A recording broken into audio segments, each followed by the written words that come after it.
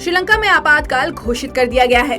राष्ट्रपति गोटाबाया राजपक्षे अपने परिवार समेत बुधवार को श्रीलंका छोड़कर मालदीव की राजधानी माले शहर भाग गए। वहीं गोटाबाया के फरार होने के बाद राजधानी कोलंबो में हालात बिगड़ चुके हैं। प्रधानमंत्री रानिल विक्रमसिंघे को देश का कार्यवाहक राष्ट्रपति बनाया गया है। आपातकाल के बाद श्रीलंका में कोलंबो समेत देश के कई हिस्सों में लोग सड़कों पर उतरकर प्रदर्शन कर रहे हैं। सुप्रीम कोर्ट ने बुधवार को मुस्लिम संस्था जमीयत उलमाए हिंद की ओर से बुलडोजर की कार्रवाई पर रोक लगाने की मांग को खारिज कर दिया।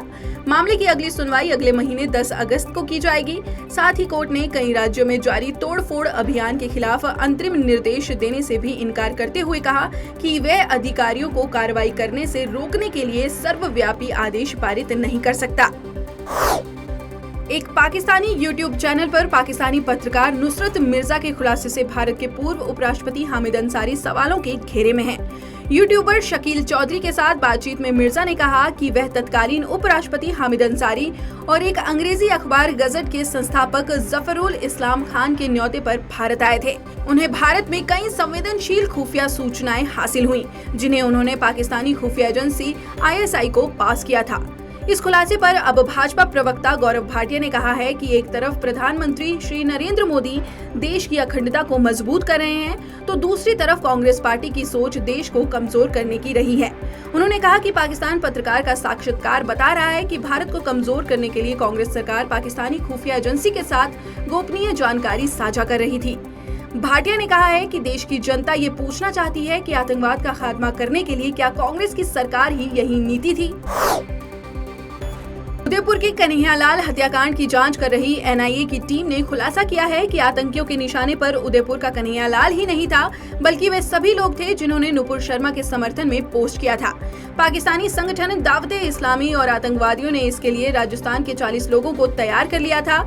NIA ने बताया कि 25 मई के बाद नुपुर के बयान का समर्थन करने वाले लोगों को सबक सिखाने के लिए दावते इस्लामी से जुड़े 6 जिलों के लोगों को टारगेट दिया गया था कि वह तालिबान के तर्ज पर नुपुर के समर्थकों का सिर कलम कर वीडियो वायरल करें। जम्मू कश्मीर के श्रीनगर शहर के लाल बाजार इलाके में आतंकी हमले में एक पुलिसकर्मी की मौत हो गई, जबकि 2 अन्य घायल हो गए। आतंकियों ने लाल बाजार इलाके में GT गोयनका स्कूल के नजदीक पुलिस नाका पार्टी पर फायरिंग की। हमले में ASI मुश्ताक अहमद की मौके पर ही मौत हो गई, जबकि एक हेड कांस्टेबल और एक सिपाही घायल हुआ है।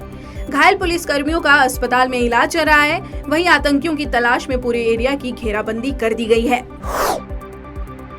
भारत के औषधि महानियंत्रक ने सीरम इंस्टीट्यूट ऑफ इंडिया को सर्वाइकल कैंसर के खिलाफ स्वदेश में विकसित वैक्सीन QHVP को बाजार में उतारने की मंजूरी दे दी है। Quadrivalent human papilloma virus vaccine Bharat में सर्वाइकल कैंसर के खिलाफ पहला स्वदेशी टीका है। वैक्सीन के क्लिनिकल ट्रायल डेटा की समीक्षा करने के बाद सरकार की सलाहकार समिति एंटागी ने भी QHPV को मंजूरी दे दी है। ANI के अनुसार साल के अंत से पहले टीका बाजार में लॉन्च किया जाएगा। वहीं QHVP गर्भाशय ग्रीवा के कैंसर के खिलाफ भारत का पहला स्वदेशी टीका होगा। भारत, इजरायल, अमेरिका और UAE के बीच गठित संगठन IUU2 के शीर्ष नेताओं की पहली बैठक 14 जुलाई को होगी, जिसमें PM नरेंद्र मोदी वर्चुअल तरीके से हिस्सा लेंगे। भारतीय विदेश मंत्रालय के अनुसार इस बैठक में ऊर्जा और खाद्य सुरक्षा समेत 6 प्रमुख क्षेत्रों के भावी एजेंडों को बनाने पर बात होगी। बैठक में ये भी एक बड़ा मुद्दा होगा कि किस तरह से प्रमुख आर्थिक चुनौतियों का सामना करने के लिए इन चारों देशों की कंपनियों के बीच साझेदारी को आगे बढ़ाया जाए। IUU2 बैठक में मोदी, बाइडेन सहित कई दिग्गज नेता शामिल होंगे। चीन की मोबाइल कंपनी ओप्पो पर छापेमारी की बड़ी खबर सामने आई है। डायरेक्टोरेट ऑफ रेवेन्यू इंटेलिजेंस यानी DRI ने ओप्पो इंडिया कंपनी के दफ्तर पर सर्च अभियान चलाया है।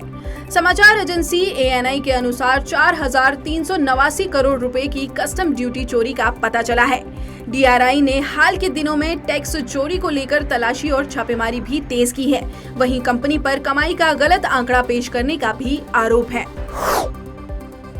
बारिश और बाढ़ के चलते देश के कई हिस्सों में सामान्य जनजीवन पटरी से उतर गया है। गुजरात, महाराष्ट्र और मध्य प्रदेश में बारिश सबसे ज्यादा कहर बरपा रही है। इन राज्यों में अब तक 200 से ज्यादा लोगों की मौत हो चुकी है। कई जिलों में बाढ़ की स्थिति खतरनाक स्तर पर पहुंच चुकी है।